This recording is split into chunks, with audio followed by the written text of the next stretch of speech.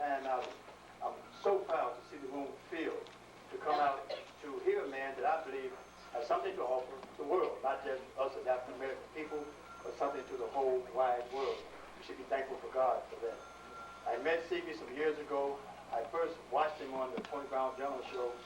At that time, I said, this man speaks with such a confidence. And I began to question, did this man really know what he was talking about? Could he do what he said he could do? And I didn't really want to hear Dr. Sebi. Several times he came out to lecture, and I didn't come to hear him lecture. So one day I saw a flyer on someone's car, and I decided to come out. And it was here to hear Dr. Sebi. And matter of fact, when I was coming in, he was coming from the washroom. We bumped into each other. And he grabbed me, hugged me. He said, me and you going to do a lot of good things together. He just walked on past me. I said, that's that crazy man that I saw on that television program. Lo and behold, that God Almighty knew what I knew not. That we would go on a journey together to do a lot of wonderful things. I thank God and over and over and over and over. You know, the wonderful things I have seen him accomplish, not only here in the United States, but in his resort in Honduras and his travels around the world, trying to get people to see another alternative to healing and medicine. Because we only been given one perspective, it's kind of hard when people come to challenge you about a different perspective. I know Dr. Sebi has a new product, Biochemistry, that he's going to introduce today, and I'm looking forward to hearing about that. And I'm thankful so very much for me and Sebi. I cannot thank him enough. And I watched him cure people of AIDS. I watched him cure a young lady who had a brain tumor. The first time in the history that a person was cured from a brain tumor without having an operation. In hotel, considered to be the greatest scientist of all time, did not even accomplish that. So a lot of times we need to realize who we have in our midst. And because he just happened to be a black man, that makes it even more difficult to grasp. It's not a racial statement, it's a reality. But it was George Washington Carver, a black man, who was able to do miraculous things with peanuts and other things in society. It was Charles Drew, a black man, who was able to create blood plasma and go on to do a lot of wonderful things.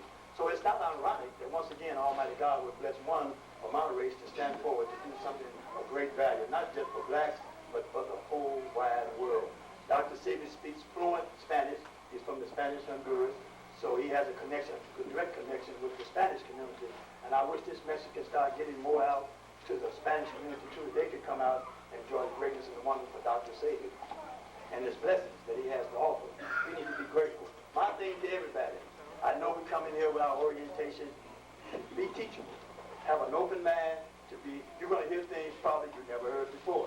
He's going to challenge your thought patterns. He's going to challenge the whole medical system.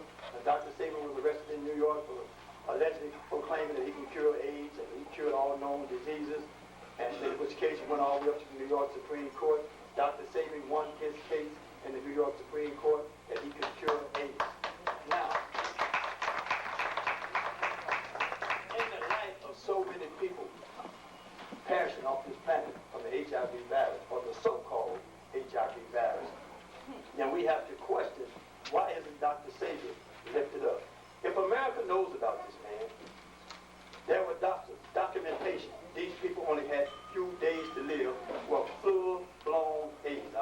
I'm not talking about even the ARC stages, for those who know anything about HIV. You know, a lot of times we come in contact with the HIV virus. Nobody dies from AIDS, they die from opportunistic outside infections. So those who were coming to this had moved on to what is called full-blown AIDS. Dr. Sebi had the documentation from these hospitals claiming that these patients were supposed to die in Paris and make their transition within a few hours. They are here still on the planet to bear witness. I was in Dr. Sebi's office one day, and a person came up, and the lady came in and said, my son is downstairs in the car, he's dying from AIDS. What can you do? So Sebi asked me, he said, Rasheed, are you scared to touch an AIDS patient? And I said, Dr. Sebi, I am a certified AIDS counselor, so I know about AIDS, so I'm not on fear of touching someone coming in contact with the virus. So we brought that person up to the office. Dr. Sebi treated him. That person, we carried him up. That person walked out. The next day, that person came to the office. Sebi asked him, how was he doing? He said, I'm doing fine. I'm on my way to the gym to work out one day. My beloved brother is here. I thank God to see him again. And it's been some time since I've seen him, and I thank God over and over and over for what he has taught. Matter of fact, I'm a certified substance abuse counselor. Everywhere I go, I teach about this man here and what he has taught me. A lot of times people say, Rasheed, you know a lot of things, you're doing a lot of good things. I'm standing on the shoulders of great men and women who came before me. They've done a lot of wonderful things, and I thank God for that. I don't want to, I know we all here to hear him. I know I am. I suggest a lot of times you come here, Dr. Sebi, please bring a pencil and paper to take notes. We got to move it to become students. Instead of just coming being consumers of information, we got to become students of information. You're going to hear things now that's going to shock your whole foundation. Same thing is we follow philosophy and not the guidance of God. And you're going to be, I think you're going to enjoy this.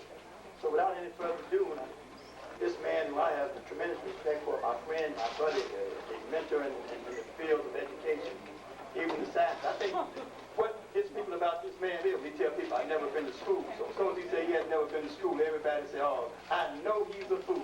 He ain't never been to school, but he claims the creation and Almighty God taught it. He said, I, Dr. Sebi, is just a conduit. I do nothing but by the permission of God. God works through him. Just like Sebi is great, just as sure as we sitting here, Almighty God is going to raise up one greater than Sebi. Sebi is not one who seeks self-aggrandizement. He don't even want you to praise him. He said what he gives you in the form of compound comes from the earth itself, and God created it, not Dr. Sebi. So it is not Sebi who's curing you. He is the conduit, the instrument, and God is using to get you to see, to go on an inward journey. Especially, I know you might want to talk about the book he's getting ready to do called The Opening. And once the mind is open, you're able to become what? The recipient of information. But if we stuck with this block on, it doesn't allow us to be open-minded, as I was for a long, long time in trying to get to grasp this, man. I just thank God for moving that block. So without further ado, my friend, my mentor, one of the world's greatest biochemists, one of the world's healers, and just a good instrument of God, and a good-hearted brother. May Allah bless you over and over. Here's Dr. Sebi.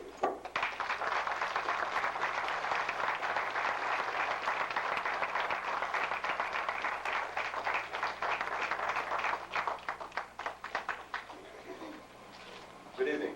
Good evening. I hope that I could live up to all what Brother Rasheed said about me. Because if I don't, I'll be in trouble. You know, after this stand up and give you such an ovation and introduction, you better live up to it.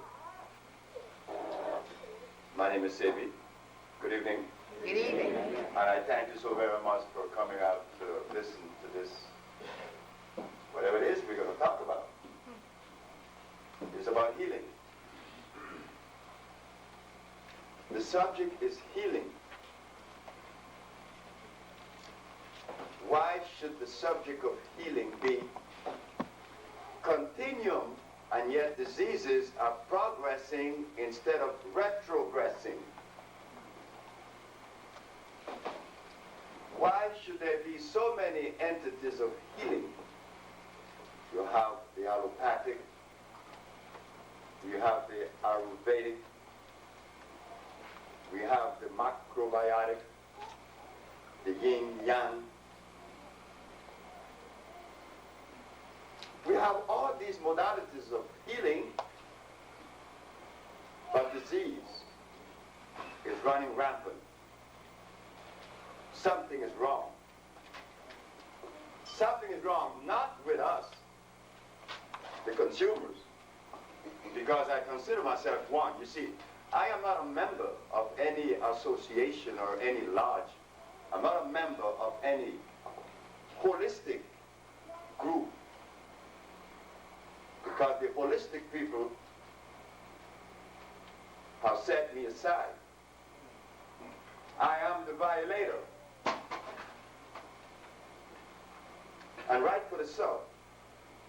I didn't blame them. I didn't blame them in New York. I didn't blame them in California or in Chicago.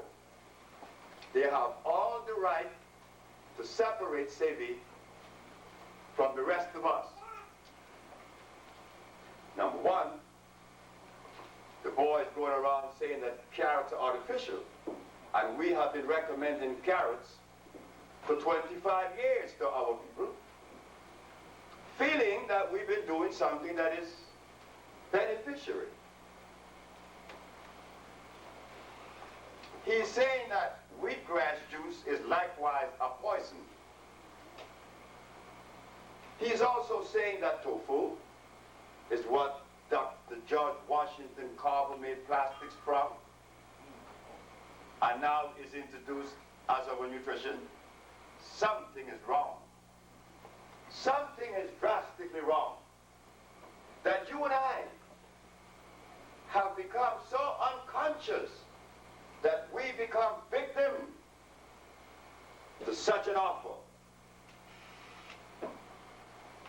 I stand before you today, not as someone above you, not like as someone below you. I am you standing here. How is it then that I have this information that you have to come and listen to? Where did I get this information from that would even prick your brain to want to come and listen to the rest? Well, I'm not the owners of healing. Healing been here since creation. I'm not the owner of it. But what happened? My wife and I, primarily her, set out in Los Angeles in the year of 1972 to cure disease, because no one else was doing it. We set out. But in placing ourselves, trying to find these cures, doing the research, we knew that there were others that deserve respect, that came to us with a message of healing. Unlike everything else, every message is improved by decades, and we grow, because where I am at now, even though AIDS has been cured by us, it doesn't mean that this is the goal. Tomorrow you may hear of someone else that has to offer something a little bit better. Why? Because time allows us to grow. Well, time is now. If our ancestors that were in slavery knew this message, you would not be sitting there right now. Because healing wouldn't be necessary for you to listen to, because you would not be sick. Today, we all are sick, including me. I was born sick. Why not? Why not? The very components of disease my father ate, and my mother. Then he made love to her. So the sperm that was to be my genesis was already adulterated with acid. And you think I'm not sick? You think we are not sick? Could we compare the quality of the sperm that made us in this room tonight against the quality of the sperm in the jungles of Africa that never had meat, never had cheese, never had carrots, never had chicken, never had alcohol, because it wasn't, those components was not in the jungles of Africa. Compare the quality of that sperm against the sperm that made us. Then we'll begin to see we need to have patience and love with one another, because we all are sick. We all are sick. We were born sick. When the disease manifests into a tumor, or it manifests into arthritis, it was there, just waiting for time to manifest itself in the way that it would be uncomfortable. So sure, I traveled to Russia, Finland, Africa, South America, Brazil, all of the Spanish-speaking countries, because I speak Spanish fluently. So it was easy for me to penetrate the layers of whatever it was they had to offer.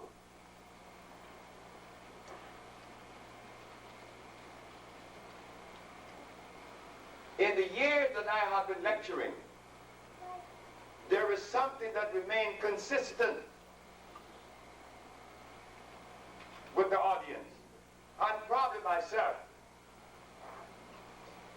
that when we talk of healing, it is difficult to extrapolate from that particular group of words or lecture something meaningful that could be applied to us. When healing comes, it is difficult to see. Extremely difficult. So, one of the reasons that propelled me to push on further than that which was being offered is that, if it surprises you, I'm going to tell you, I am perfect. I was born perfect. So I knew that perfection is attainable. But when you believe that you are not perfect, well, naturally, all you would be faced with and all you would receive, all you would see is imperfection, because that is what you live. But as we go to the equation, we go to the blackboard, and we just happen to put on this blackboard perfect God plus perfect nature or entity doesn't equals E. P plus P has to equals P. So how could a perfect God and perfect nature create imperfection?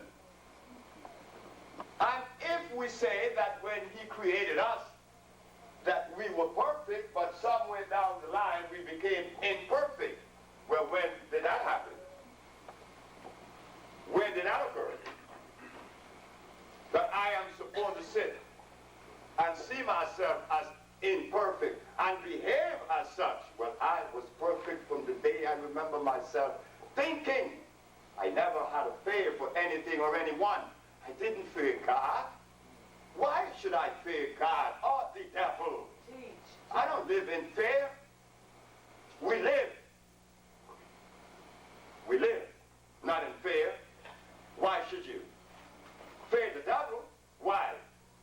If God is your friend and your Savior, why should you fear the devil? Everybody could be devil, so what? God's my friend. All right? But we spend more time protecting ourselves from the devil. With this exercise that we just did there, being perfect is what helped me. I live in that vernacular. Those of us who live in the imperfection, well, we are violators. We violate like I did. I don't know why I was spared, because I am the cocaine user. I am the asthmatic from birth. I'm the one with diabetes at 28, impotent at 30. I'm that man. I am that person. I'm everything. Smoke cigarette, ate eggs, biscuits, lamb. I started eating pork and ate lamb, which was worse, but I didn't know. So you see, we grow. So I stand before you today to deliver a message.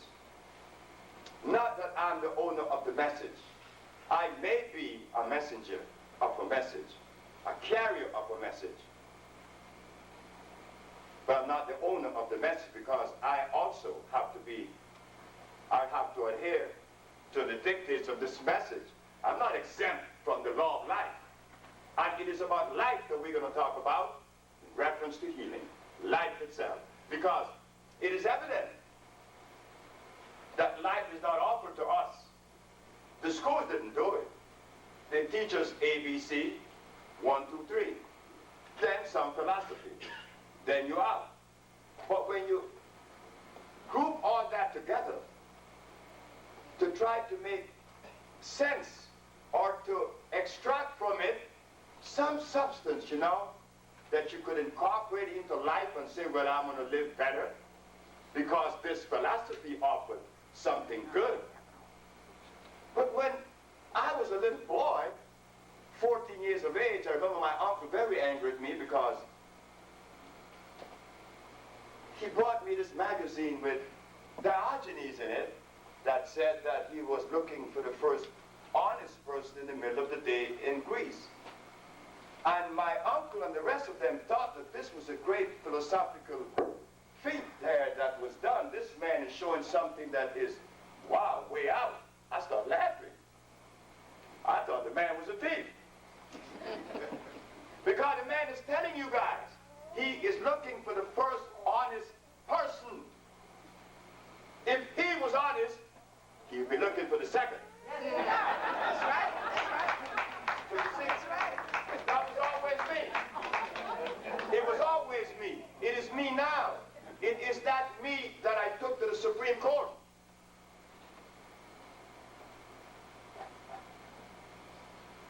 When they said that there is more than one disease, I said, no. There's only one disease. So just stop it. Your Honor, this man is obviously unscientific. One disease? How could there be such a thing? A one disease theory. I said, this is not a theory. Because I have no philosophy. I don't even believe in philosophy. Remember, I couldn't because I didn't go to school.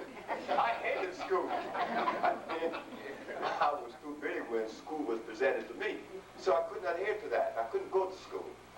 But I could read and write like I do read and write now, through language. So it wasn't necessary. Though there are some of us in this audience that may only have been to the 3rd grade, but that's all you needed.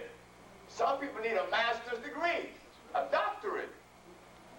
Some don't need that to live, because the Mayas, where I live, they didn't have schools, and they built monuments that the people that go to school cannot build today. So you see, when we live in this world of imperfection, we violate. And the violation begins with the Holy Bible, the Quran, the Talmud, also the Bhagavad Gita. All of these religious books says the herbs are for the healing of the nations. The herbs are for the healing of the nations. I didn't say that. The Bible and the Quran and the rest of them said that. Yes. So what happens when we get sick and we wind up in the hands of a physician whom we trust? I would hope that he would help us like I did. What are we saying about God and the Bible? Well, don't even go there, because it's kind of embarrassing. My brother was a preacher for 30 years. He was an evangelist. When he got sick, he didn't use God herbs. He used the chemical, the injection. What was he saying to God?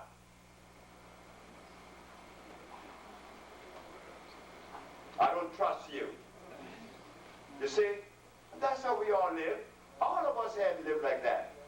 It's not our fault, because we have been misled.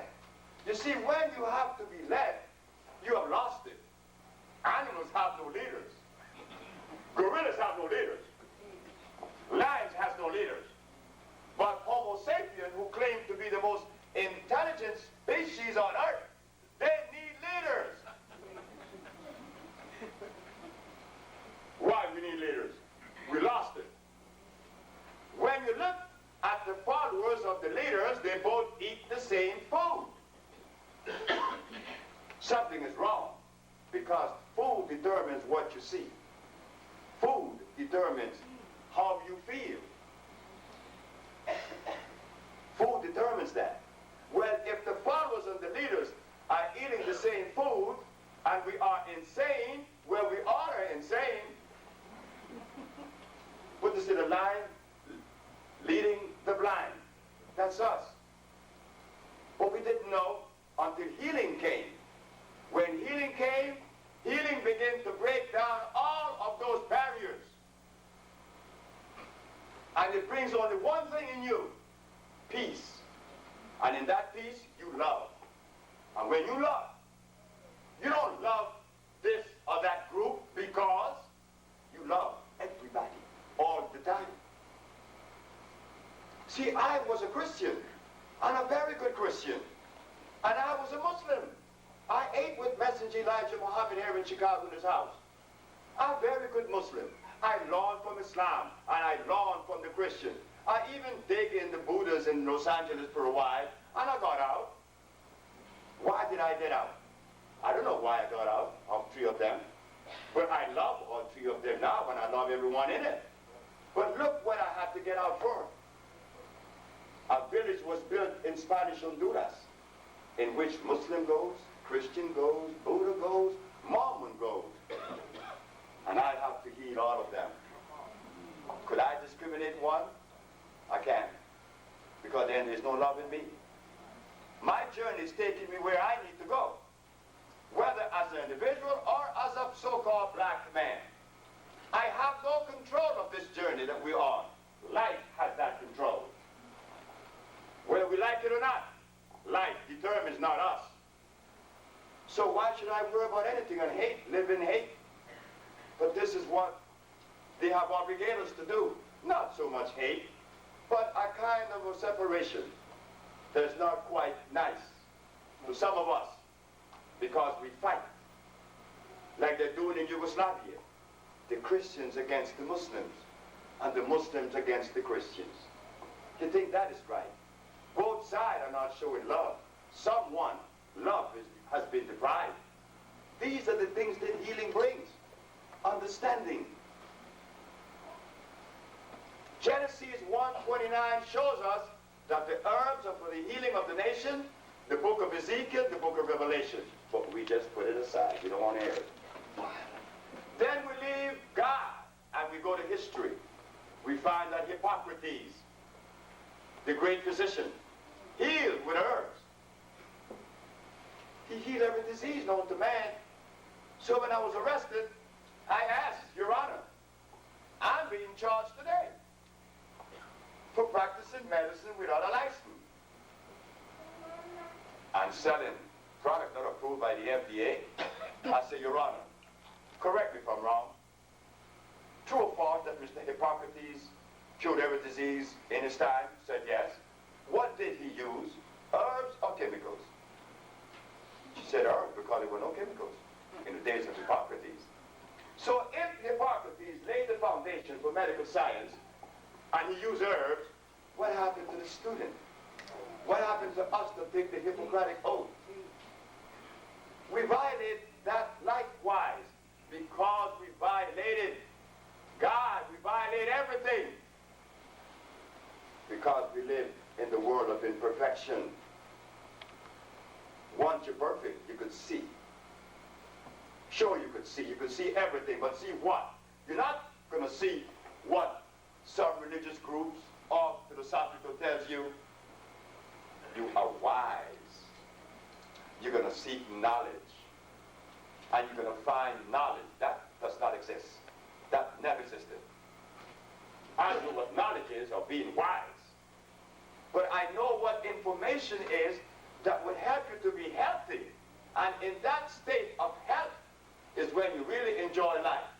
And all of the things that you was looking for with an unhealthy body, you're not going to find because to begin with, we are unhealthy. The brain is feeding off of acids. It short-circuit the information, the nervous system. It becomes difficult. But when you heal, or when you're healing, and you're draining out the acid, oh boy, everything clears out. No one could teach you anything. Because why? Each and every one of us in this room today have different vibrations. We are of different resonance. Just like God did not make the same leaf on the same tree to look alike, nor the same stripes on a zebra. each and every one of us are uniquely different, with different electrical output. So how could someone offer you something that he thinks is good for you when you are different? We all are different. Not better, not worse, we just happen to be different. But in that difference is where you show your difference and you complement. Like John Coltrane in my life. He was the musician that I selected, among others, but he was the one that electrified me. Why? Because there was an affinity with me and this man, and many of us love this man's music. That's natural. But we all have different vibration. Coltrane was not like Miles Davis. He was not like Little Jordan. He was not like Charlie Parker. He was a different energy. Not better than Parker. Not worse. Different. But we don't want to live that different. We don't want to see that different. We want to say better or worse when that does not exist in nature.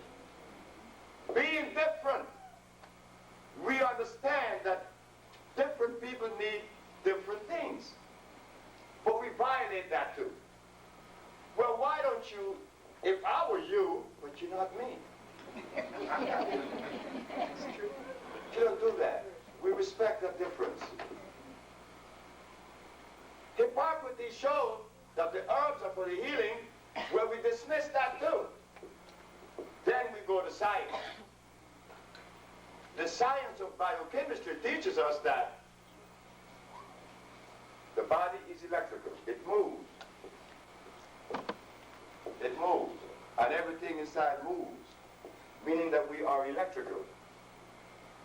Science didn't have to teach us that. That came from our brother Benjamin Banneker. He was the one that found that the body, the brain, produced electricity, and that it was composed of carbon and copper. And when you go to a generating plant today, you will find that the only thing that produces electricity is a copper wheel turning and some carbon brush touching it. That's all you're going to find. And I should know, because in my no-school self, I happen to have a steam engineer license. I have a license in the field of thermodynamics. I had to produce electricity. I had to produce steam. I had to turn turbines and operate boilers. Those of you in the audience may know what I'm talking about. So the science of biochemistry teaches us that the body is electrical.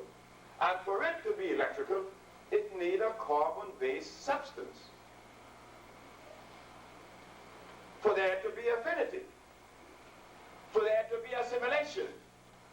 That isn't difficult to understand. It means that the body needs that which it is made up of. Only that. But this was not shown to us, not in schools, and not by our healers, because they too are very sick. They need our love. No, they do. Many of them, not all, many of them needs love, because they're offering you beans. What contains more nitrogen than beans?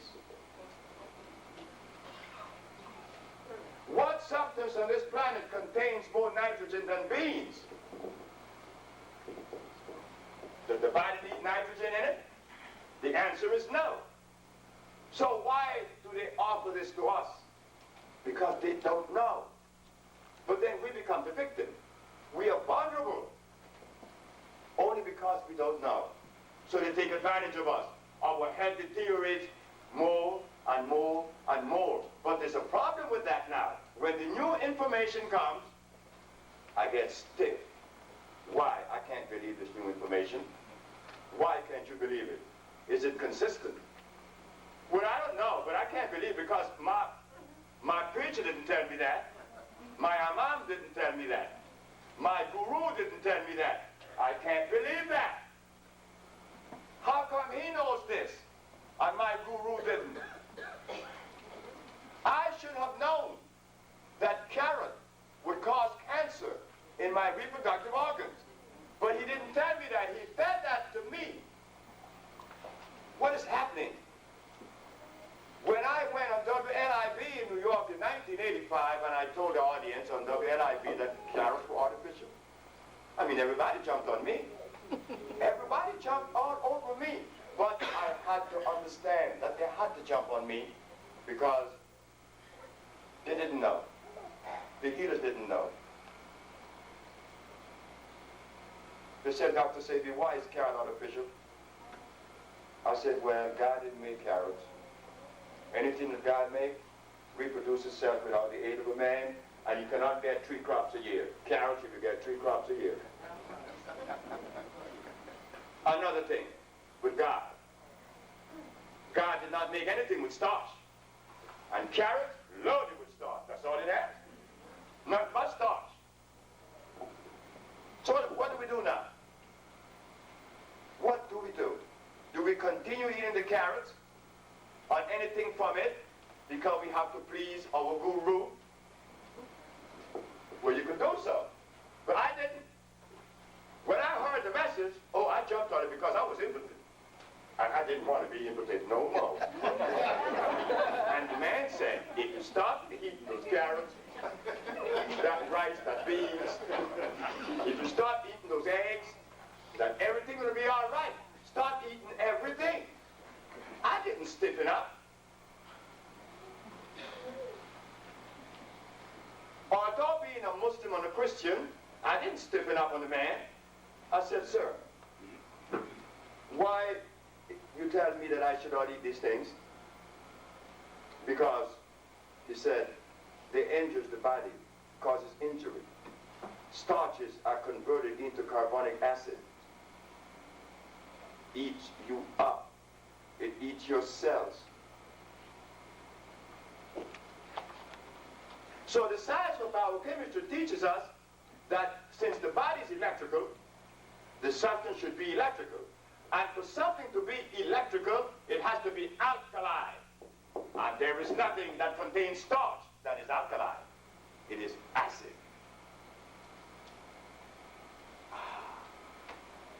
What a piece of information.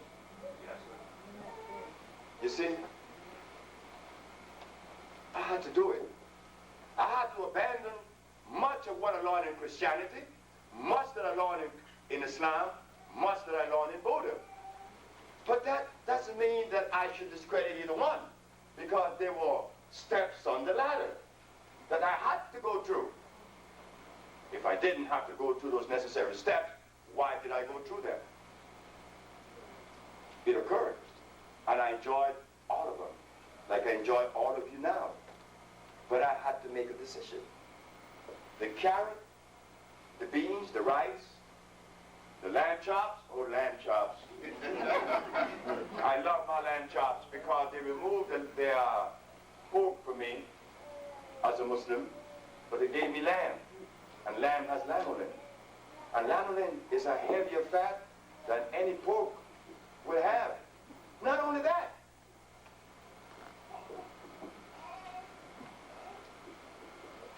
the early research on AIDS was done by whom? Doctors or veterinarians? Veterinarians. Why was they the first to do the research on AIDS? Because they found that their anthrax and the other one, which is the bovine, was found in the lamb and the cow. Oh my God, then what was happening to me when I was eating these lamb chops? I was eating an animal that was potentially poisonous to me. So I shifted from one to another. That is not what you're going to get today. We're going to get the real deal because I want us to have the real deal. You can't eat lamb. You can't eat any meat because it petrifies in the system. It rots, giving up nitrogen, making us crazy. When we think that we are sane, talk about mathematics.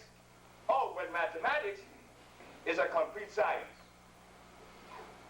Well, how come you don't believe in this? That's mathematical. That's a mathematical equation. Right? How come we don't believe in God when the Bible says that the herbs are for the healing of the nations? How come we don't believe in science, which is biochemistry, that says that the body is carbon-based, so therefore the substance should be carbon-based. We can't, because something was happening. We violated a woman. We violated a woman and didn't know it. And now we want to go back to her. What is the major question today? What, not the major question, but the thing that is most pursued? Health, the natural. Let's go back to the natural. Is it natural? Yes, it is, but it's good, because it's natural. Right? It's good, because it is natural. But are we qualified to separate that which is natural from that which is unnatural? No, you're not. No, you're not. Because the school didn't take you there. The school didn't teach us that. You see, I escaped the stuff because I didn't go to school. So I'll step aside. You see, Richard came home with a book showing me that I was dumb. See, because I was already 7. And by not going to school, I'm home by myself because the streets were empty. I'm the only one in the streets. But there weren't streets, there were roads, you know, because I lived close by the river. So I would always find myself by the river every day. But this particular evening, Richard came home and said, yes, he said, in this book it says that the cow jumped over the moon.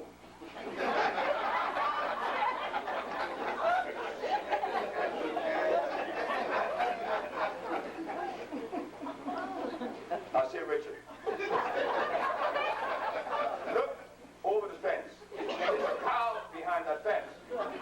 That cow cannot jump over that fence. How could that cow jump over the moon? He said, it's in the book.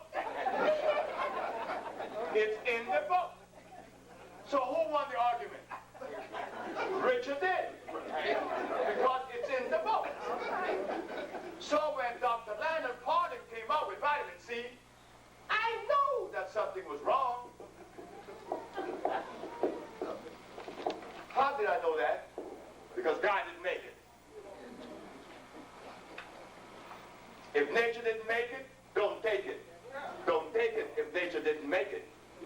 If God didn't make it, forget about it. Man cannot put anything together that would be consistent with our biological structure. If he does that, he's God. If you do that, he's God. He ain't God. So the only source of healing could only come from who? From God. And let me tell you something now. Those of you that said aloe vera, hold tight, because God didn't make that either. Oh, God ain't made no aloe vera. The only place you find aloe vera is in somebody's garden, somebody's farm. But you don't go in the forest and find aloe vera in the desert where you find all of the cactus. You just don't find that animal there. That's a dangerous boy. He like garlic. That's another one. Oh, we got some things to break down today. In fact, we're going to go to a blackboard.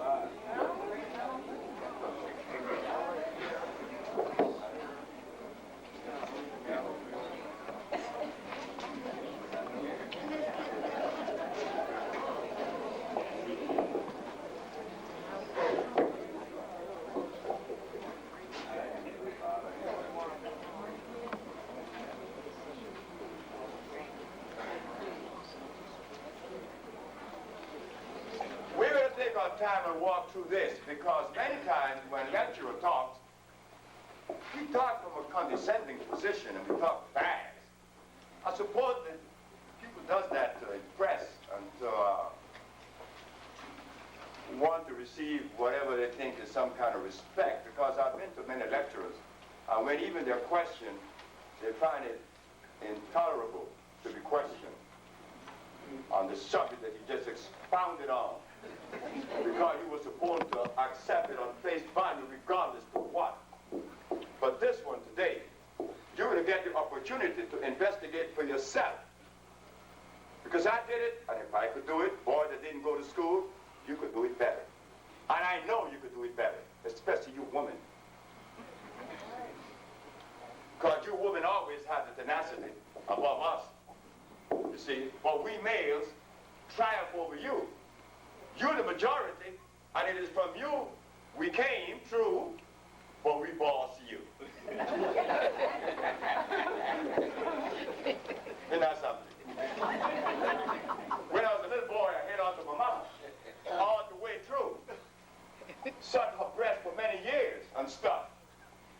And then one day, hey mama, I'm a man, you know. I'm a man. And what does that mean? Well, you know, I'm a man. So, I'm more than you. The mama answered, I said, but you came out of me. How could you be that? If I wanted to strangle you, I would have done that at birth.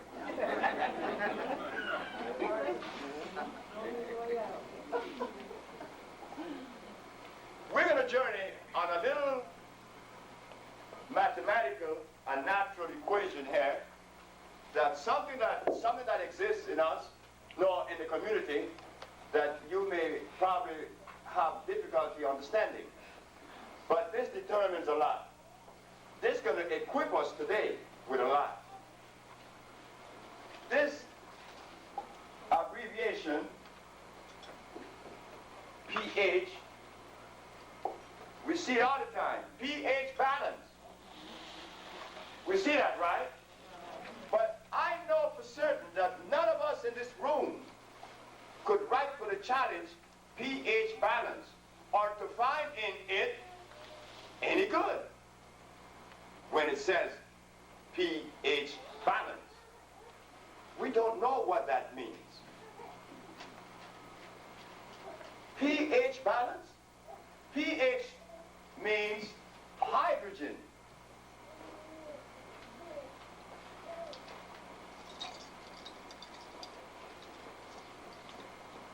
Ions,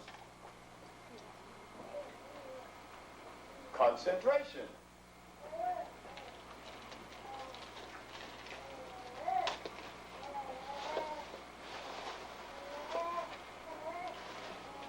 Is it C here? Yeah, concentration. I know I made a mistake. That's one thing about me, you know. I can tell when I made a mistake. I don't have to be ashamed. There goes the C. Easy, isn't it? You make a mistake, you rectify it. No big thing. But you help. And that's how it should be. We all should help each other. But we find that we seize the opportunity. We seize the opportunity to belittle a brother when he mispronounced a word. But the brother isn't English. He's not an Englishman. But he can't even speak English properly. But am I an Englishman? The only person on earth that is supposed to speak English properly is an Englishman. He better speak it properly. Not a Chinaman. Not a Jew. Not a Native American. Not me. But my brother always charged me with a crime when I spit a verb. Oh God, you spit a verb. So which means that whatever I have to say is nullified because he spit a verb. I'm not an Englishman. I speak Spanish too, but I'm not Spanish. I'm from that continent they call Africa. They call that Africa. I don't know what it is. I don't know what nature called it. They call us blacks too. I don't think that's really the proper idea either. But they call us that. But that's also cool. You see, one of the things I learned, give everybody right. Whatever anyone says, you tell them that they are right. Regardless if that particular thing that was said may conflict with what you believe, you still say, sir, you are absolutely right. That brings peace, and it helps the recipient. Like, for instance, when I was in Los Angeles, I was on the radio, and a man called in and said that he said that you come all the way from Honduras to talk about this garbage. You know, you are lying. I said, sir, you're absolutely right. You are 100% right. And to substantiate your position, the Bible says that the herbs are for the healing of the nation in Ezekiel, Revelation, and Genesis. So I know you're right. What I just did, I tied in his wrong with right and substantiated it with the Bible. The man goes, what? I said, you're right. It stopped right there. But if you think that you are right to disagree with someone, you're the one wrong. Because that person is at that level of thinking at that particular time and moment. They have to graduate from there, not you pushing them into it. Well, I'm guilty of that because my early lectures, they were not as cool as this one is today. I used to scream at people because I really was angry inside of me. It wasn't you. Because what happened is that when my first lecture was in Washington and I found out that you didn't know that pianos were artificial, I got angry. Why? Because I wanted you to know. The more of you know, the safer it is for me. How come you don't know this? I used to say. And I would scream. So my mother said, why are you screaming? I said, because they were asleep. You see over here? She said, well, look. The only one I knew was asleep was you. You were asleep better than they are. Because if 10 men goes to sleep in a house, in a room, do they all sleep, close their eyes at the same time? Do they all wake up at the same time? So when you wake up at 5 o'clock and you want to wake the other up that is supposed to wake up at 8, what you think he's going to do to you? Wake up. Wake up. Yeah, wake up. Why? Because I'm up. Well, what are you doing? I'm just up. And that's what we've been doing. We made mistakes. And we make some more. But we all are growing at the same time. We are learning that prudence is necessary. Understanding, prudence, all that winds up and totals in one thing we call love. That's it. That eases everything. Hydrogen ion concentration means pH. What does that mean? The amount of hydrogen ions in a substance. The higher that level, the higher the pH. The lower the level, the lower the pH, and then you begin to go into the danger zone. The danger zone begins right here. 6.9 is already in the danger zone. 6, 5, 4, 3, 2, 1. These are acid. This is acid. That level of pH is acid. It eats you up. Acid only has one interest, to eat you up. That's all. It doesn't come in here to heal you. It comes to eat you up and eventually kill you. But when we go 7.1, 8, 9, 10, 11, 12, 13, 14. This is the alkali side.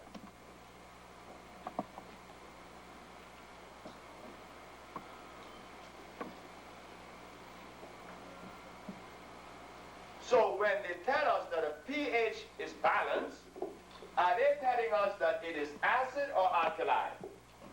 What are they saying?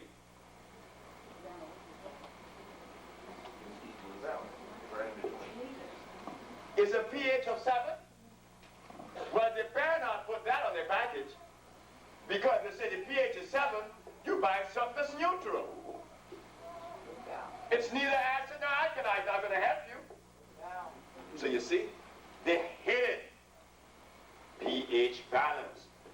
When you see the word balance, then you think that that word makes it safe for you. But you didn't take a pH tester to test what the pH of this thing is. Maybe. You don't know. pH balance doesn't say anything, isn't it? Not that you understand acid, alkaline. There is no such thing as pH balance. Is it acid or alkaline? If it's neutral, it's no good. It's like drinking distilled water. I don't drink spring water. I drink distilled. Why do you drink distilled water? Because it's better for me. Who told you that? The same said that sickle cell is given to us by God to fight malaria. Now, isn't that something? Look what it did to God. They accused God of giving us a disease. But when I asked the Supreme Court in New York, when you remove the black folks from Africa, did you bring in food with him? They said no. They didn't bring our food with us. Then what are we eating? You see why we're angry? You see why our children are angry at us? We all are angry. We have to be. We angered ourselves and others. We find it easy to condemn white folks or Chinese or someone else. But what about ourselves? Look at ourselves. We're divided, all divided up inside ourselves, religiously, politically, philosophically. We are divided. Here, pH balance tells us how far away from reality we are, because we don't know. pH of 7 is neutral. You should not drink distilled water, because it robs you of your ions of electricity. You have to drink spring, which is on the alkali side. Not distilled water. You could cook with distilled water, because whatever you cook would find no resistance. It gives up its mirror very easily. So on this side of acidity, we find carrots.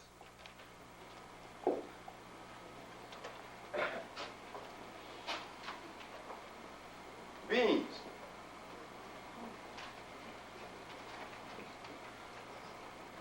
With all the meats.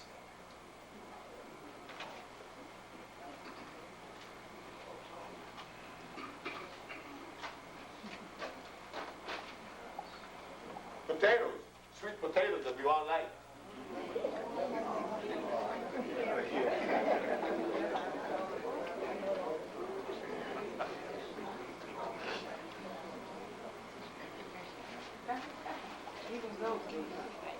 Even goat meat. So what do we put on the alkali side that we could eat? You see? That is important, right? It's always the important part. But when you walk in a supermarket, there is nothing in a supermarket that's alkaline. So we've been tricked. As Malcolm said, we've been had. What we have to do now is to warm ourselves in between the acid and non-acid, or a little less acid. Like the other day I was by Soul Vegetarian and I ate the mushrooms. They are non-acid. I ate the greens. They have very little acid, and that was a beautiful meal that I had there. And I enjoyed the environment. It looked like they're changing around. It looks very good. In fact, I stayed there quite a long time after the sister and I was there eating, and we commented on the environment. They're offering us something, you know, which is good. But when you walk in the supermarket, there's nothing in there that you could eat. So you go to the health store, and the health stores, they will have quinoa. You know quinoa, many of you?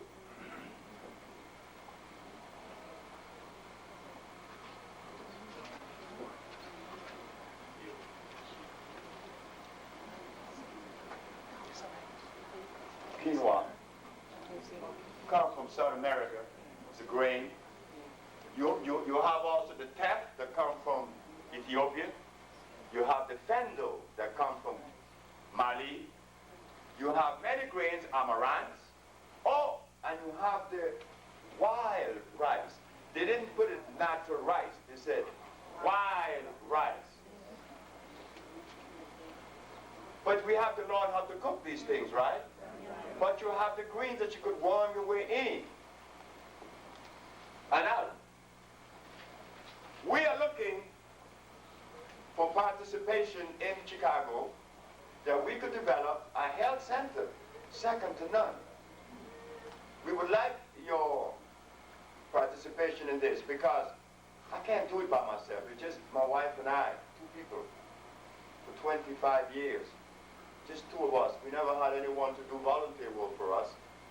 But we see where there's a need for a center to show us how to prepare these foods.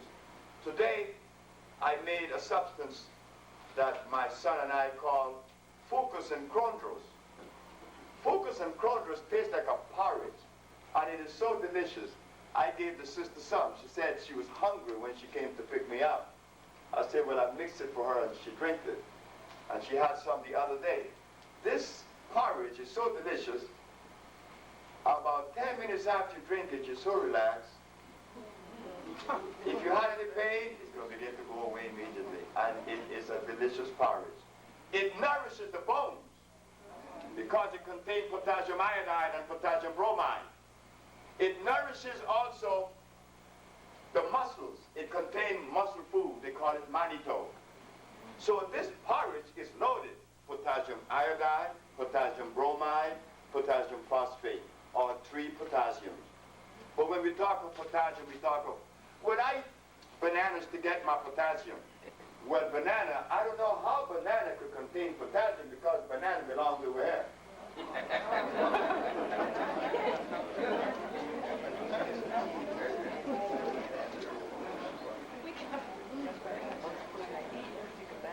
Bananas.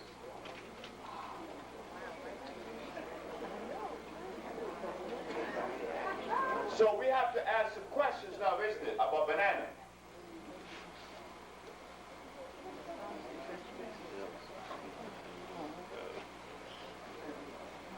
Could life live in an acid substance?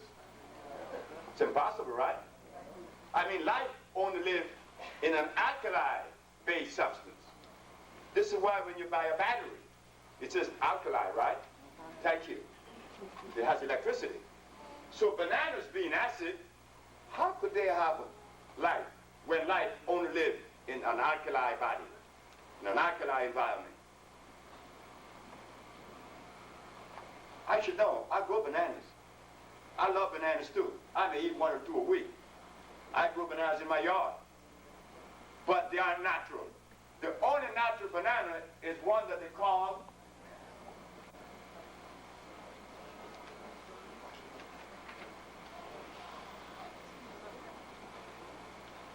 the chata. Most Mexican knows it. It's a little square banana. It's very square.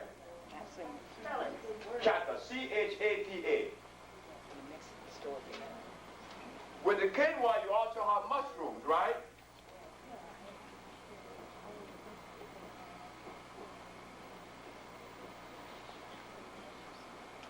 And then you could play with that with your greens and your onions, your bell pepper, and you learn to work in the kitchen with a new diet, but the kitchen wouldn't be greasy now. When I walk into my brother's kitchen, his kitchen has grease all around. But you know, I remember my kitchen looking like that. So when I came to the United States, at a very early age of 20, I became involved with many movements, like I said, and many people, influenced by many of you, because I'm not here with this information thinking it's all mine. I mean, I got my first lesson from a drummer. His name is Harry Nance in New Orleans. I asked him, what you thought about the duodenum? He said, don't you know what that is? I said, no. He said, that's an orifice under your stomach that joins the small intestines. Now, a drummer's telling me about the duodenum. That was 1960. Harry Nance. So you see, from him, a drum I learned. I'm from the lady in Mexico she's a waitress. I was looking for the elderberry. I didn't know the elderberry. I was using it for years, but they brought it to me dry. So I didn't know what the tree looked like. So I went into this restaurant and I asked this waitress, do you know what the elderberry looked like? She said, of course, there's a tree over there, there's one over there, there's one. It's all around, can't you see that? I said, no, I couldn't see them until now. It only takes a second though, isn't it? Like today. It's only a second. It isn't wisdom. It isn't knowledge. It's just information that is viable. Information that we could use. It's not like learning or reading, like the brother asked me, Dr. Sebi, have you read Plato? I said, no. You have not read Plato? I said, but the subject was on biochemistry and pathology. Probably botany like what? Also. What did Plato have to do with the subject? I said, have you read Plato? He said, yes.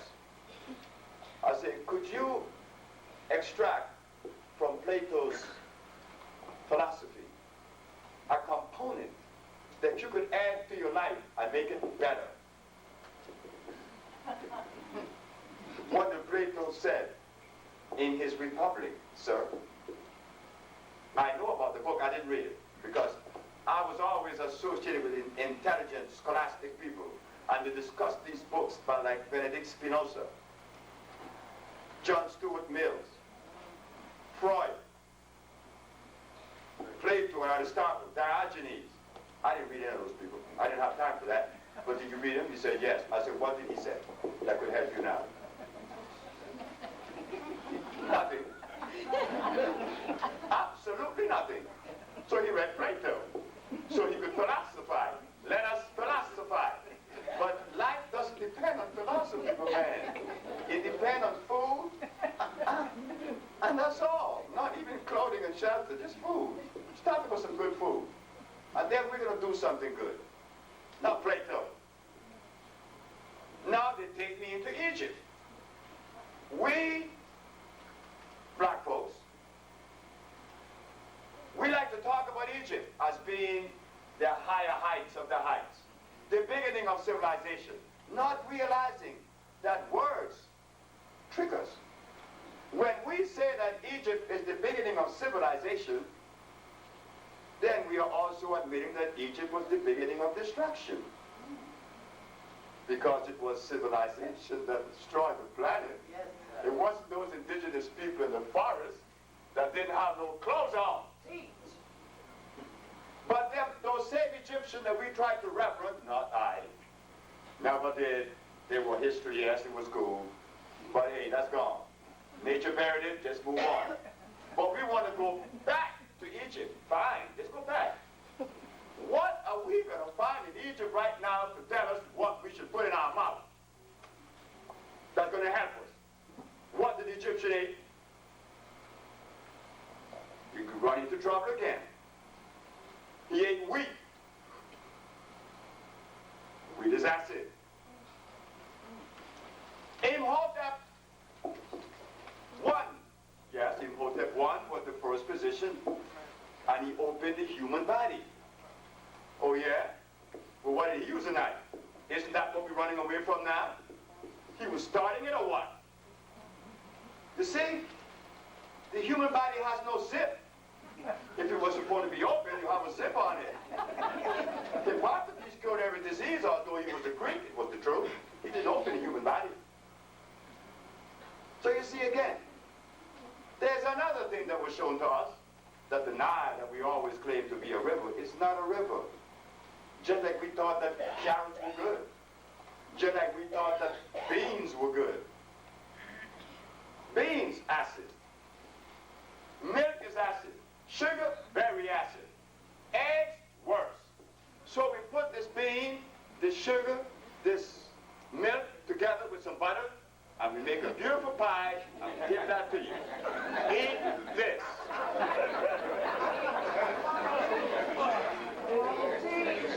So when you come to see me in your 40th birthday with a tumor, what the doctor said I have a fibroid, but that's cool. If I don't buy, don't bother me. That's what we escaped with, not realizing that I was setting you up because I was giving you these things that would cause cancer later on. And not only the cancer, it bothers up here because the acid eats away on the nervous system. It confounds us. We don't have patience anymore. You know, I was in St. Louis, and I was going to be the honor guard for Messenger Elijah Muhammad, young Muslim. I'm walking to Kiev Auditorium, 1962. Me and this brother named Booker. A white man came out of this pub. He saw us passing. This white man runs out and said, "Young man," he came to me. "May I ask you a question?" I said, "Sir, you may ask me any question." He said, "Thank you." Brother Booker said, "Don't talk to that devil."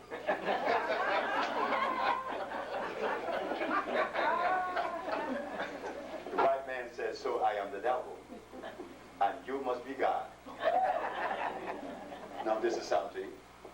You made the devil, and now you're angry at him. God didn't know what he was doing. If he didn't know what he was doing, then why did he make the devil? But he's all God. He knows everything. Now you're angry at me. He said, thank you very much, sir. I said, sir, I would not have given that reply. That was imprudence. That was not understanding. Because if God knows everyone and everything, he didn't know what the devil was going to do if he's the devil. You see? Simple. These are the things that prevent us from hearing, from seeing. I want to hear the question. I wanted to hear the question. But he deprived me of it and got himself in trouble. We both were eating from this table. But at least I was less affected than he was. And that's what's happening to us today. We need help. We need to be helped. Because the love that we had is gone. It's taken away. And then we find excuses. We find a lot of excuses. Why I shouldn't love him or her. Oh, well, they're Muslim. But aren't they your brothers and your sisters? Likewise, the Muslim with the Christians and everybody else. What's going on? The acid? You see, this stuff over here, totals in this. They call this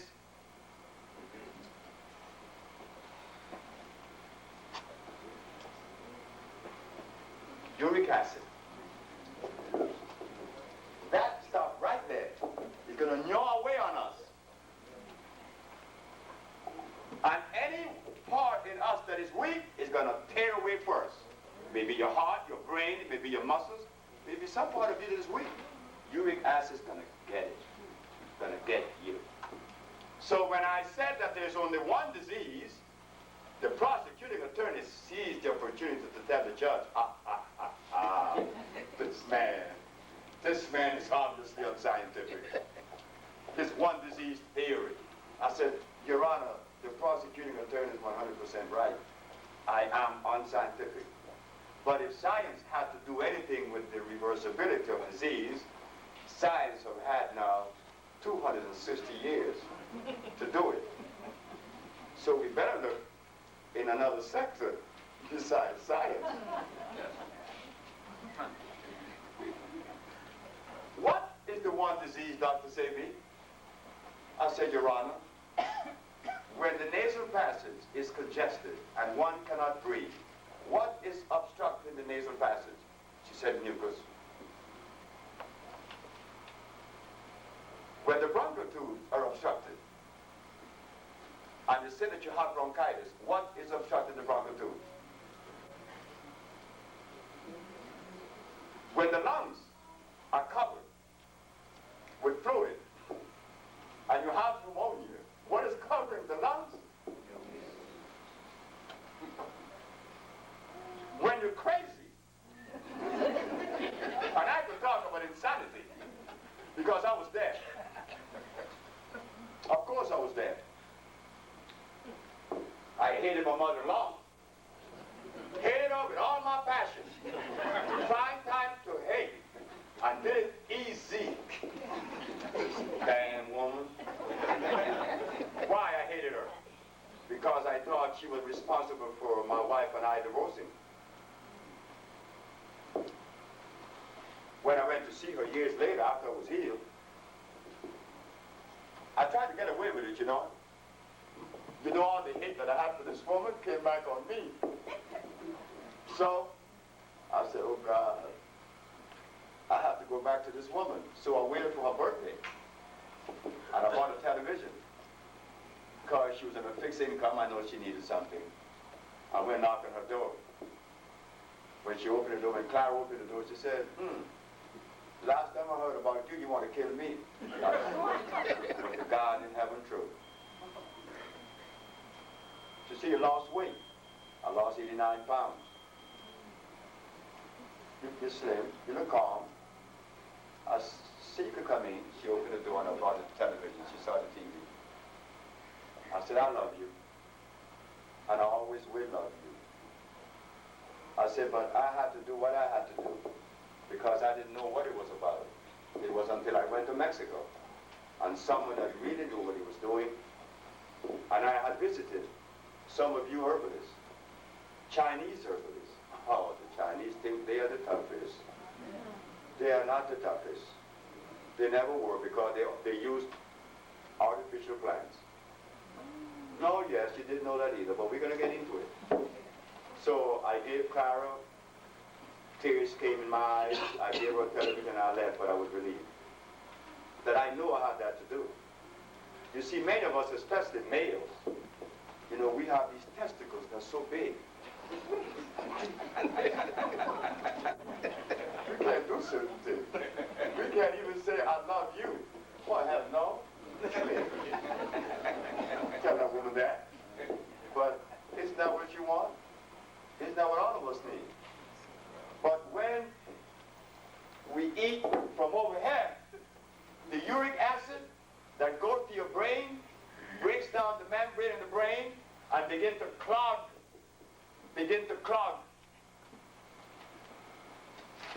the electrical pulsations. You begin to see things different. You get angry easy. Remember, I had asthma. What do you all think asthma is? The deprivation of oxygen to your brain. Look, if there's an asthmatic in the group, they will tell you the patient is short. Damn it. Can't you listen? You have to, your patient has to be short because you can't breathe. You cannot breathe. But we never see that because we too are sick. Maybe not as bad as the asthmatic, but we're sick. Because when the lady came from Mexico, that they said lost her mind, that's another part of us that I could never find. But those of us who say that we are not perfect, who live in perfection, claim that the mind, the soul, the spirit exists. But they can't identify them. But they know they exist. How? I don't know. But this lady showed me that one of them surely didn't exist. That's this one.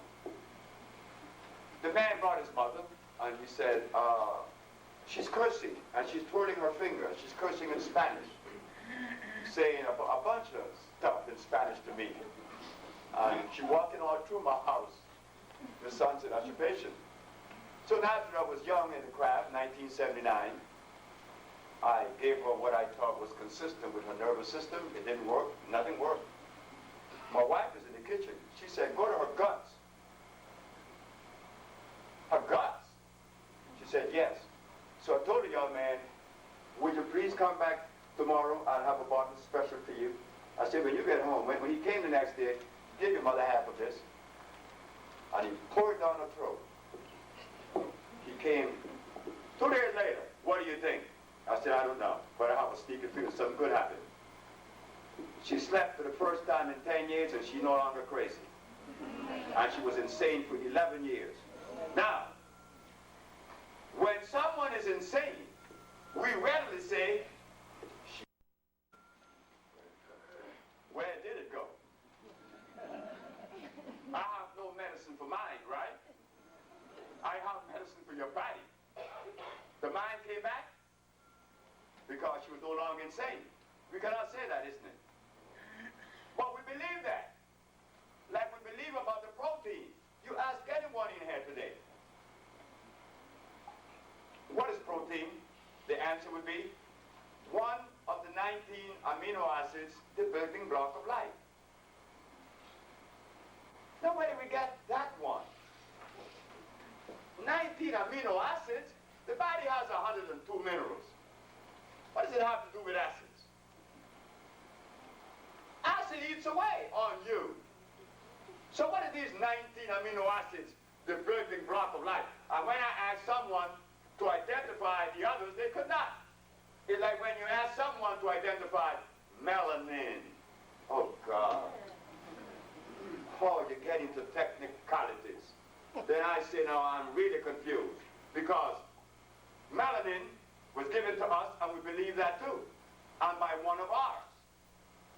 Well, the reason why we're black is because we have melanin. The body has 102 minerals, and the body has 102. You don't find no melanin in it. You find carbon, you find iron, you find silver, you find all these minerals, but you don't find the melanin. So where did that come from? In 1983, Washington, D.C., Georgetown Pediatric Hospital, Dr. Steinberg and Dr. Glutt. I have to confront these two doctors, pediatrician, because a young child, 2 years of age, Achilles Stroud, was stricken with sickle cell anemia. Sickle cell anemia? Yes, sickle cell anemia. She was born with it. The father asked me, Jimmy Stroud, have you cured sickle cell anemia? I said, no.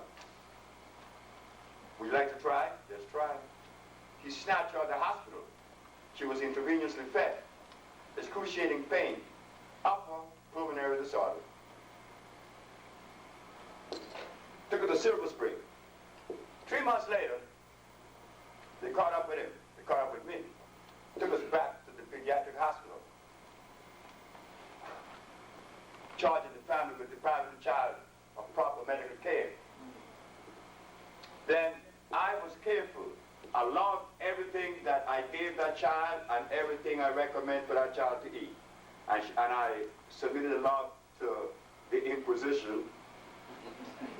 And she did this. Oh, I see where protein was omitted from Akila's diet.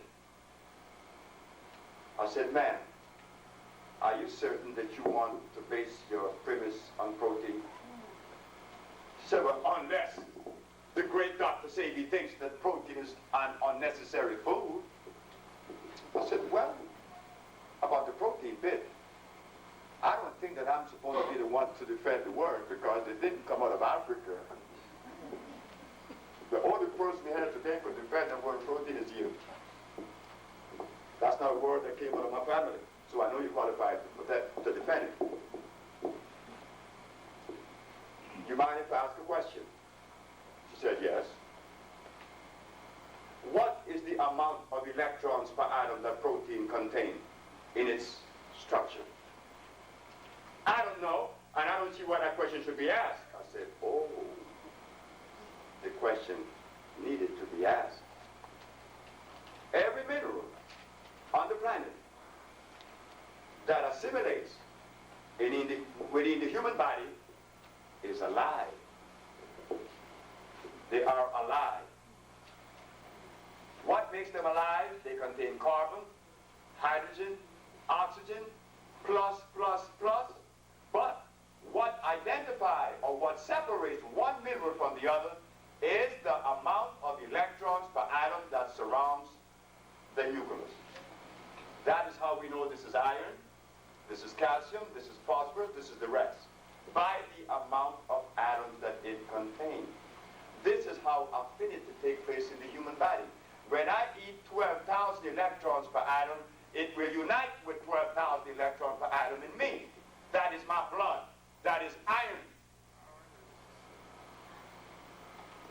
Likewise, we find calcium. Calcium would not unite with 12,000 in magnitude because calcium is only 9. 12 would repel 9. So 9 has to unite with what? 9. So when you eat something with calcium, it unites only with the bones. Now, man, when I eat protein, what is that going to unite with in me?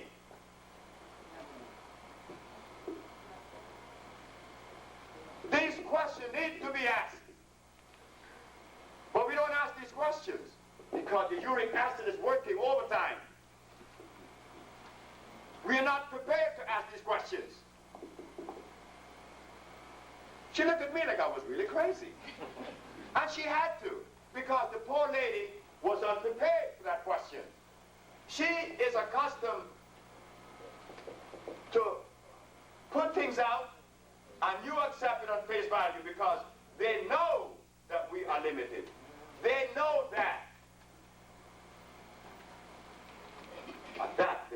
deprive the Supreme Court. So I said to her, Dr. Steinberg, what is sickle cell anemia? Guess what the lady said? That it was a mutation that took place 10,000 years ago and affected you black people, blood. I said, ma'am, I'm really confused now. I said, because you see, a couple of months ago I gave a lecture at Harvard University. And there was a brother of mine that made a different statement. But the brother regurgitated something that came from your brother. And the brother I'm talking about is Mr. Dick Gregory. He said that God gave us sickle cell to fight malaria. You now tell me that it is mutation. But both statements, when Dick Gregory said that God gave us sickle cell to fight malaria, I knew that the brother was intoxicated because that did not come out of Africa. It came from Europe. Your statement came out of Europe too. So now I'm more confused. Two conflicting statements from the same source. Ma'am, I am confused. But you know what, ma'am? The fact of the matter is sickle cell is not either. It is the deprivation of iron. All of us that's black, that's in this room, is suffering with some degree of sickle cell anemia. All of us. Think about it. We were removed from Africa 500 years ago. They say, when did you have iron in your body? Not once. Don't tell me out of a beat, because that boy belongs over here.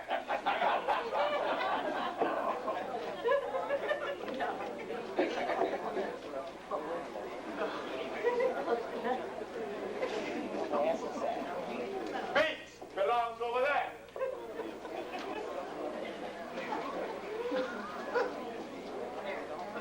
Now, do we begin to see why there could be some degree of anger, being deprived of our food? Of course. We are deprived of the food that makes us happy, makes us want to love yourself, play with yourself in the shower and stuff.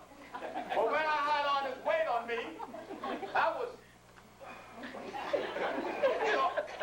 grasping for breath. I have children now that age 38 that remember their father reading bad. I would jump on the woman. You didn't dust the place up. It wasn't the woman not dusting the place up, it was my lungs filled of mucus because I was eating garbage. I was eating things that were inconsistent with me. And I didn't know it. Because no one showed us that a certain gene is consistent with certain food. You don't feed gorillas polar bear food. That's true. That never would happen. And God did not put a gorilla in a polar bear environment. No, you didn't. Nor vice versa. Look at the birds. If I ask, what does bird eat? You would say, well, bird eats seeds and fruits. No way. Bird eats snake and rotten things. Some bird eats nectar from flowers. Others eat dead cows. A bird, they call a buzzard. And even eat live snakes. See, we never stop and think. Because we never could separate that which is natural from the unnatural. That which is consistent or inconsistent, we don't know. That was never taught to us. That's why they have us eating beans and carrots. And then we begin to gain this weight and we cannot stop. Then we blame the person that's fat. No, they need love, they need help. Because I needed help. I weighed 291. And someone sat with me and said, wait, first of all, I have to give you something that's going to stop you from eating. And that is that porridge that I would like for all of you all to drink, what the sister had today. When I was in Los Angeles, I gave some to her sister, Tonya. Tonya came to visit me because she heard that Sebi needed help. So she has an organization to promote and do things to help me. And I was making this porridge, and I gave her some. She said, hey, you know, I had a headache and it's gone. The porridge is so delicious. And you would drink it every day. You would drink it 5 times a day, 10 times a day. is sea moss and bladderwrack. Now, how do you integrate them? That is why we need a center. A center where we could congregate like today to see how we could cook this new food so our grandma could get up and start crocheting or doing some work. Sea moss and bladderwrack. You integrate them by boiling the sea moss and blending it, blending the the sea moss, cook it for about 10 minutes only. Let it boil for 10 minutes. You put it in the blender and you let it blend. You would have already boiled the bladderwrack. The bladderwrack comes from the ocean. B-L-A-D-D-E-R, bladder, W-R-A-C-K, bladderwrack. You boil an ounce of bladderwrack to a pint and a half of distilled water. An ounce of bladderwrack to 1.5 pints of distilled water. You let it boil for about 20 minutes, and then you strain it. At that point, the sea moss would be liquefied. Then you judge. You want a mucilage that's going to be pouring like oatmeal, or thin, you know, kind of thin, not too thick. But you would judge that by the amount of sea moss you have in there, because the sea moss is very mucilage. But even there, you have to be careful, because like they're selling aloe vera, which is artificial, peppermint, which is artificial, golden seal, which is artificial.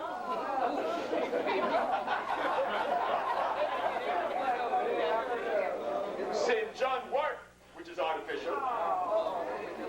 Ginseng, which is artificial. What about Dan Quack?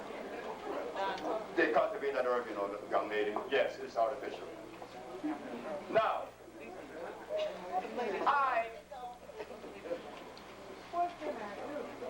why is it?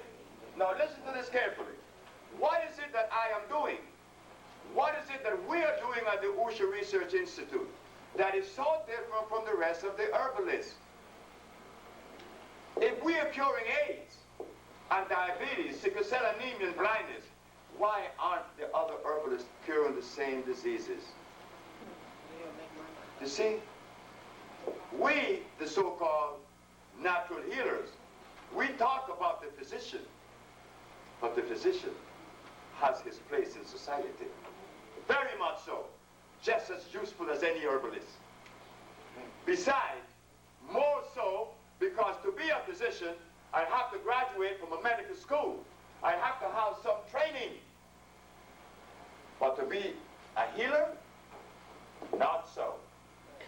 All you have to do is buy yourself a bunch of books, Pablo Ariola, this Russian by the name of Ivan Kekikov, Miss Alma Hutchins from Canada, Mr. Jethro Cross, Back to Eden, Mr. Christopher, Mr. Culpepper, and read all these books. And then you pride yourself, no, I'm a healer, because I know that Lobet is good for asthma. You read those books, and you endanger your people, because you don't know what you're doing. Because every herb and every composition that exists in America, whether in Chicago, New York, or Los Angeles, all you have to do is read the menu. They're going to have cayenne pepper in it, artificial. Aloe vera. They're going to have comfrey. And in my booklet, you will see comfrey in there. Somebody made a mistake and put that junk in there. Don't even believe that. That is in the booklet where you find the diagnostic sheets. I don't know, that's a misprint.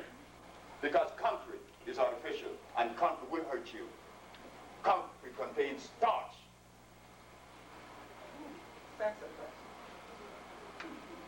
Sassafras is natural.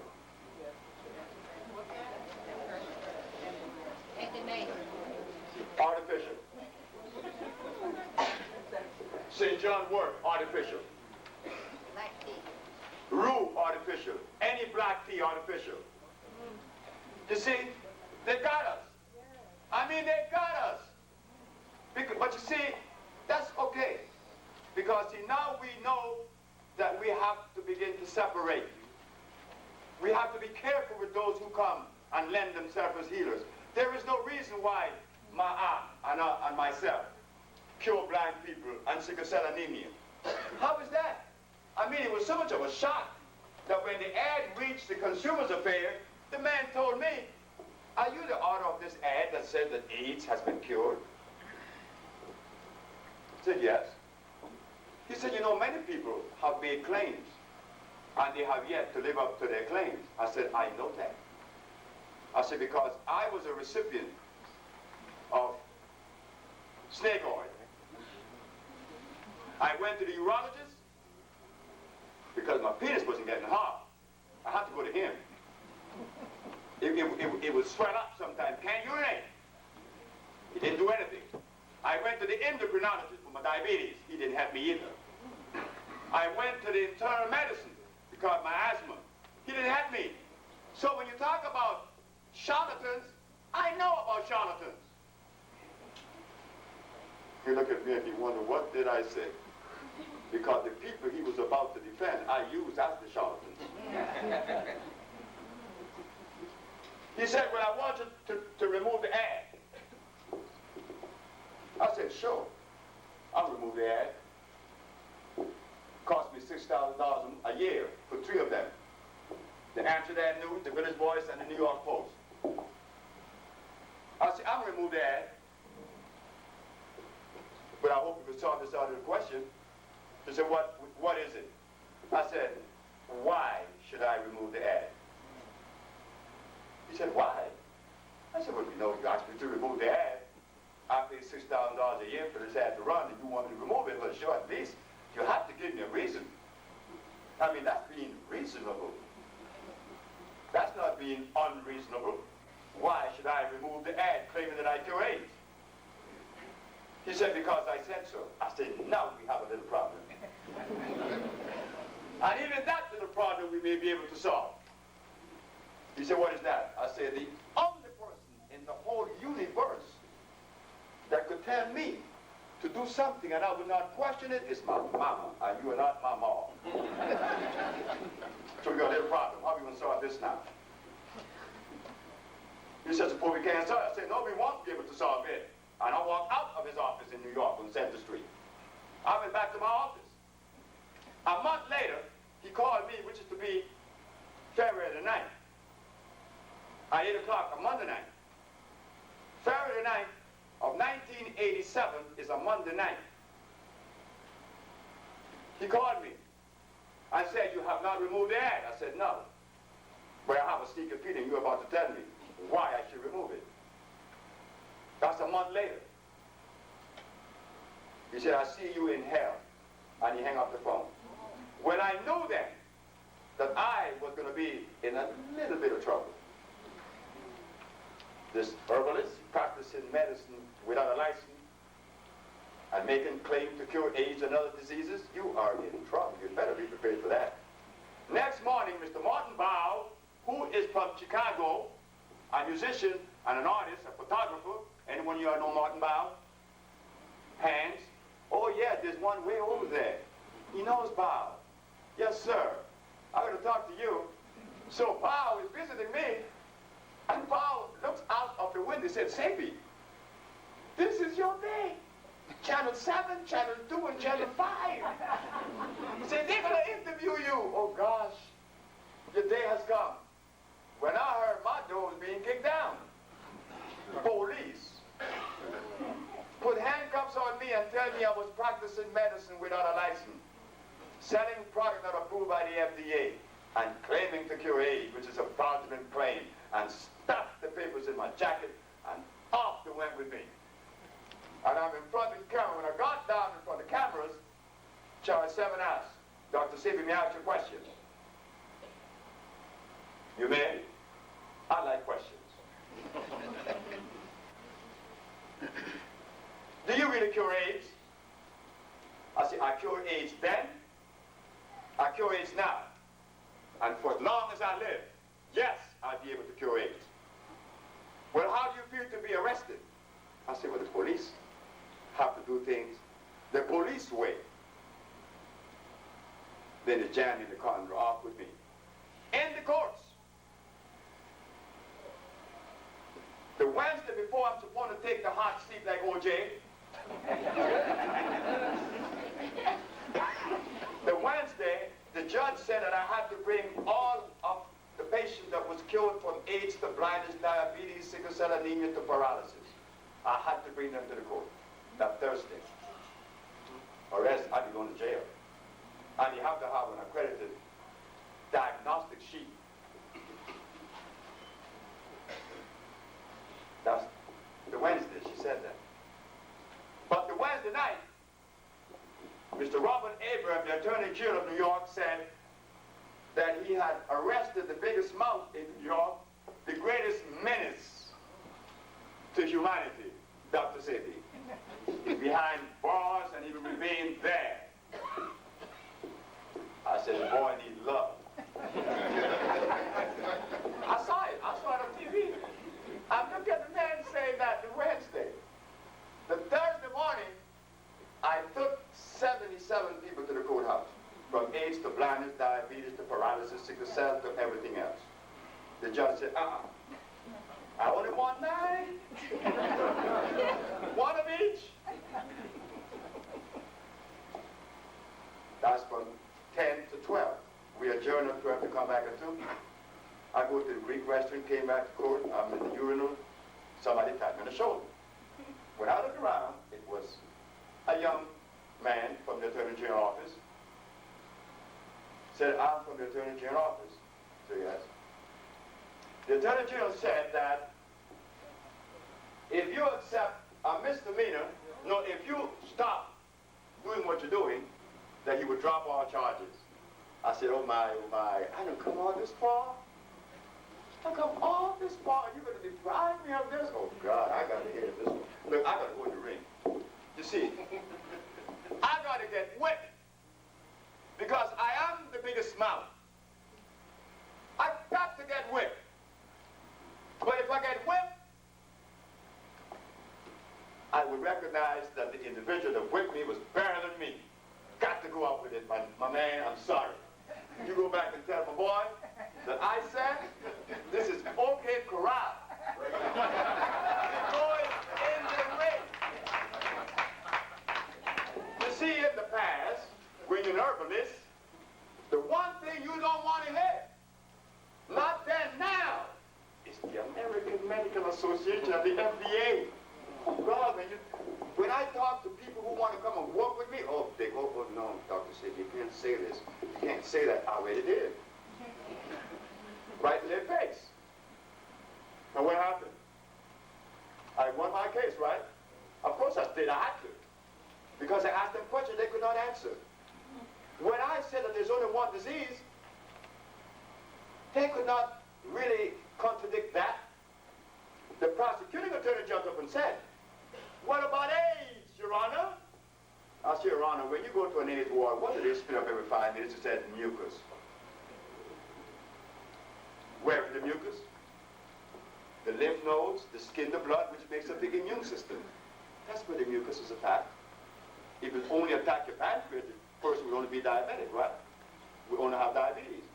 If it attack the brain, well, depending where it is positioned, you'll be paranoid, schizophrenic, insane, or you may have Parkinson, depending where it is positioned. But the mucus is the only disease that exists. That acid that breaks down the mucous membrane. So what do? My aunt and I developed a therapy, a chelation, a natural chelation. A carbon-based chelation that no one is still yet doing. No one is doing it. Why? I don't know. Is it that they're ashamed? Because many of you customers of ours have asked those noted herbalists and naturalists, naturopath, do you know about Dr. Sebi? Yes, I know about him. Do you agree with him? Yes, I agree with him. Well, how come you don't do what he's doing? Then you get the antagonism. And you want to hear a bigger one? This is the one that's really going to knock us home. 1988, someone came to me. In 89, a year after I won the case in the Supreme Court. Dr. Sebi, have you heard of Qimron?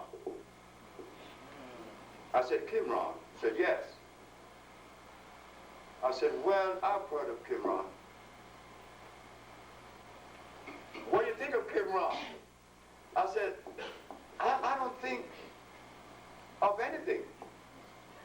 someone cures, they cure. When I said that I cure, I went to the Supreme Court with mine all the way. I have diagnostic sheet to prove it.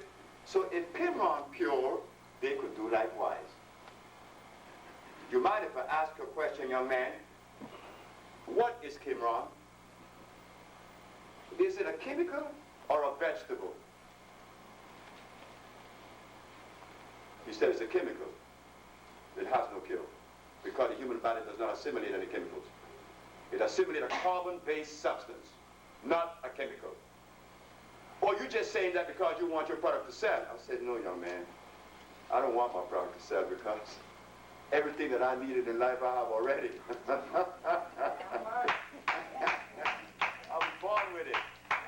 Everything I need in life, I already have it. I don't need anything else. Yes, sir. So I need to sell my products. But I know if it's a chemical, it isn't African.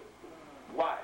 Because there aren't any African countries that produce any inorganic substance or chemical, pharmaceutical. None but South Africa.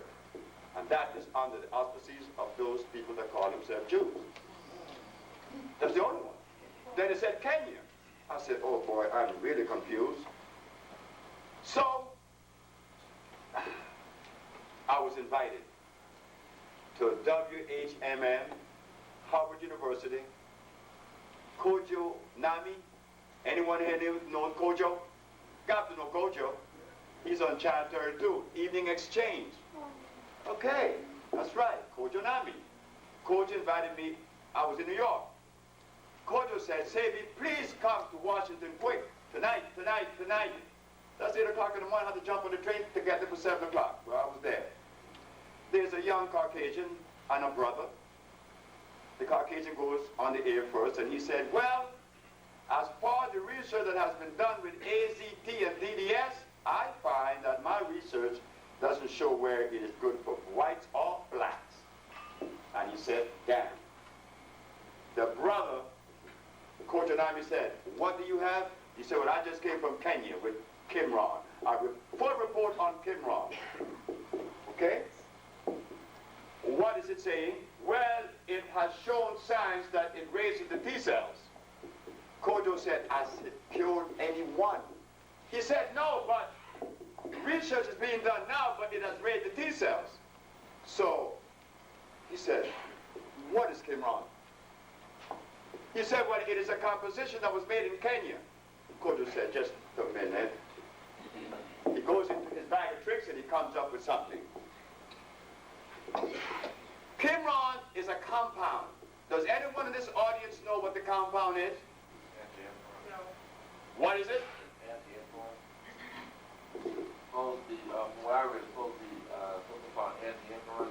Okay, now you're close. Qumran is AZT, an interferon compounded in Japan and taken to Africa. Now, ladies and gentlemen, correct me if I'm wrong. Where was AZT made? America. Where was interferon made? America. How did Qumran become African? And those who promoted Qumran, how come they didn't know? Or did they know? Is this a conspiracy for real? Something is up. What's up? I didn't know that until that night with Kojonami. He had the report. You call him. He'd give it to you. Now you could always call NET, National Education Television. And you ask for a research known as Odyssey 2001, Seeds of Tomorrow. There you will see that the carrot and all the rest of the stuff that we eat is all artificial. Has no nutrients, has no minerals, has no vitamin, has nothing to offer the human body. None of it. Just call them and ask them to send you the report. So you see, we've been had again. Qumran didn't work. But it had support from Chicago to New York, California, and all around. Now that the Ocean Research Institute has proven that we have cured AIDS, are they going to support us? If like the way they did with Kim Wrong? The answer is no. They will not support it. They could not support it. Why they can't support it? They supported Kim Wrong, although we have diagnostic sheet to prove that we cure AIDS. The one just 2 weeks ago in Los Angeles, California, Mr. Gaines, he just was cured again. Another one, 47 this time. And who come to help us? They're not going to come. None of the leaders in the United States are going to come. The only person who could help me is you sitting here. Nobody else. So don't even ask me if I cure sickle cell anemia. I don't have to see I cure AIDS. I only have to see I cure sickle cell anemia. And we have done it 1,000 times. Why don't they help with that alone? They cannot help. They just cannot help. No leader, no way.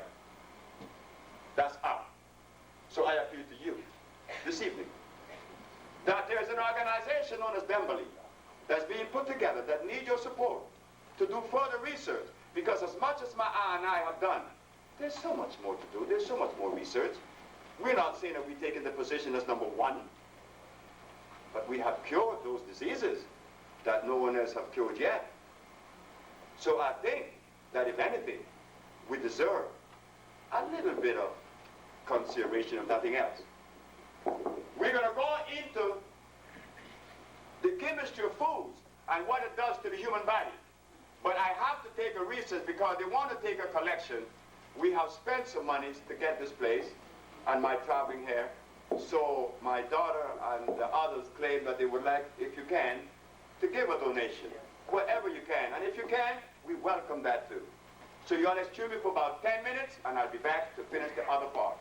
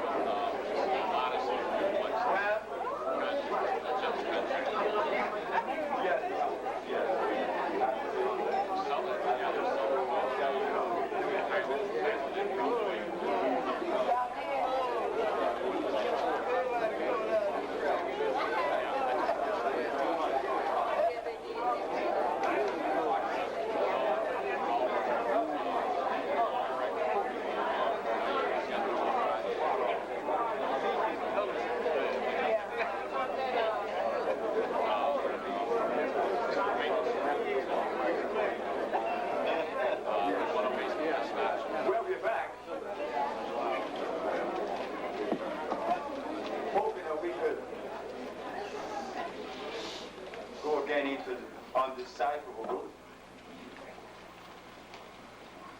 the zone that they let us think was so difficult for us to even venture into, that your body isn't something that you should know about. Only the doctor should know about your body. But you own it. You're in it. Right. Why should someone else know about it more than you? But like, again, the school didn't teach us anything about ourselves. They teach us about Jack on the beanstalk. Mary had a little lamb. Santa Claus and philosophy. So we got grounded in that. It's difficult for us to see. It's so difficult for us to see that when something is placed in front of us that is not part of the quantum mechanics, then we negate that thing. We just put it aside. Never to look at it for any equity.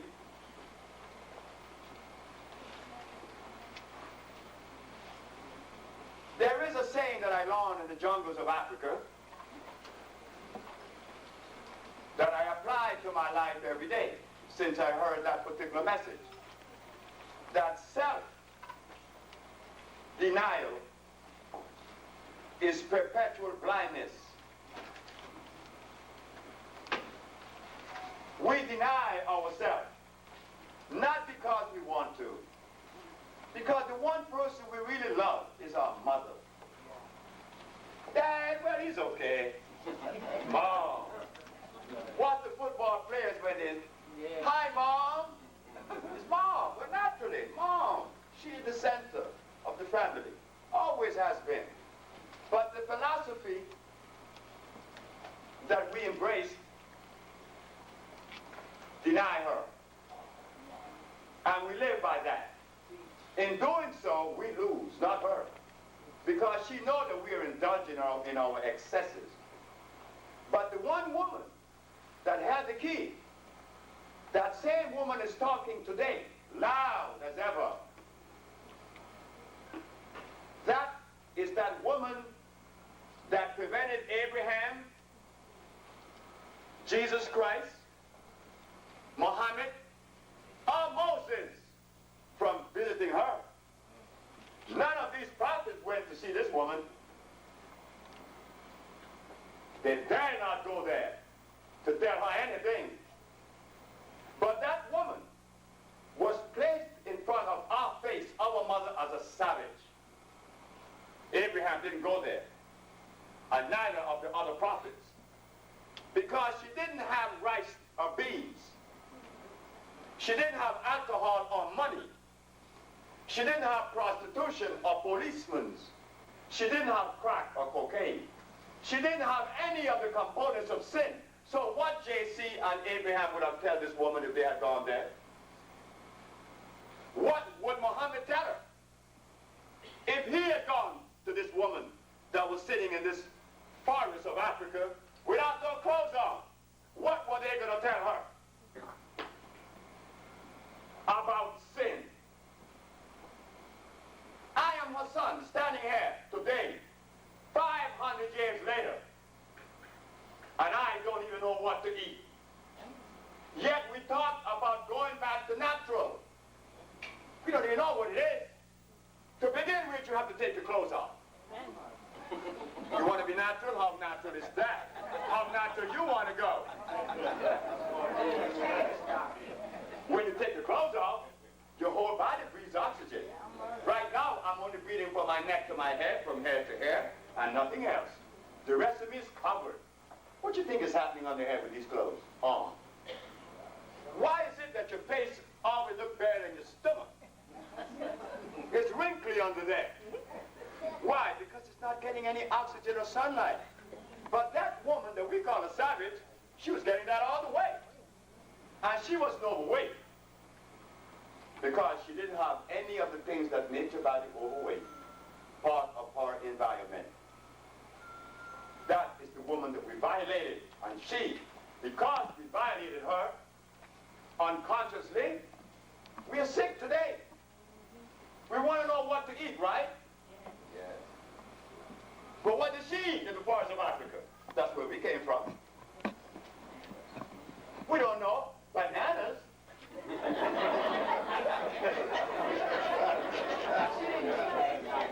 She didn't mean that. Do you know that not even gorillas eat bananas in the forest? They do not eat any bananas. They eat bananas in a zoo, not in the forest of Africa, because bananas are unnatural. They did not come out of the forest of Africa. They were planted there, like you took coffee to Brazil. Because coffee is unnatural. Coffee is German. The same people that made the lamb, the same people that made the barley, made the coffee, the Germans.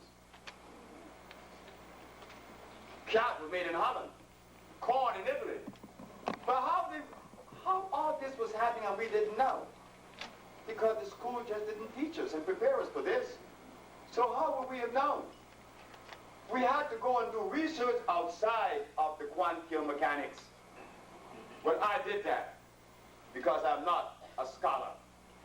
I'm not a student. I'm not wise and I don't have wisdom. All I have is common sense, something we deny ourselves. So, self-denial is perpetual blindness. I have to go to this blackboard to put on their substance that you could eat that still would violate us.